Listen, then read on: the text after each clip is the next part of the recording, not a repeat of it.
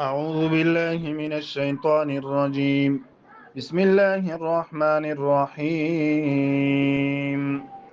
إذا جاء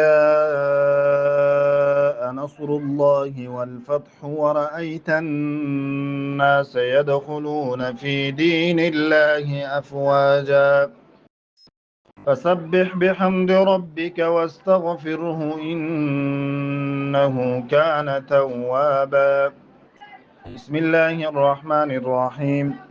تبت يدا أبي لهب وتب ما أغنى عنه ماله وما كسب سيصلى نارا ذات لهب وامرأته حمالة الحطب في جيدها حبل من مسد. بسم الله الرحمن الرحيم. قل هو الله أحد الله الصمد لم يلد ولم يولد ولم يكن له كفوا أحد. بسم الله الرحمن الرحيم. قل أعوذ برب الفلق من شر ما خلق ومن شر غاسق إذا وقب ومن شر النفاثات في العقد ومن شر حاسد إذا حسد. بسم الله الرحمن الرحيم. قل أعوذ برب الناس ملك الناس إله الناس من شر الوسواس الخناس الذي يوسوس في صدور الناس من الجنة والناس. صدق الله العظيم.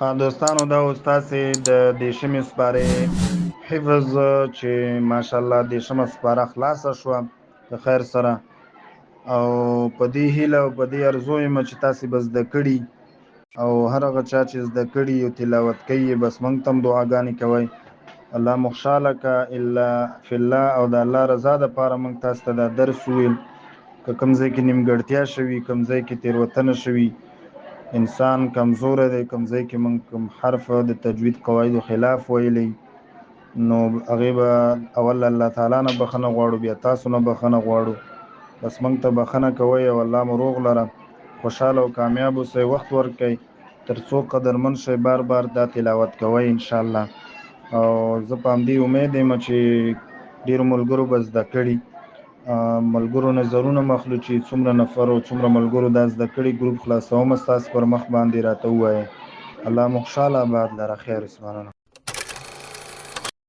السلام علیکم دوستانو په دې هیله چې ټول به روغ او جوړ سئ زموږ یوټیوب چینل اسلامي لار موږ سره دلته تاسو هر ډول دینی درسونه او معلومات کتلی شئ ملګرو هیله ده چې د هر یوه ویډیو شیر کړئ تر څو نور مسلمانان ترې مستفید شي او تاسو هم کولی شئ چې کمنټ کې موږ ته خپلې پوښتنې راولېږئ تر څو مفتي صاحب درته ځواب کړي انشاءالله.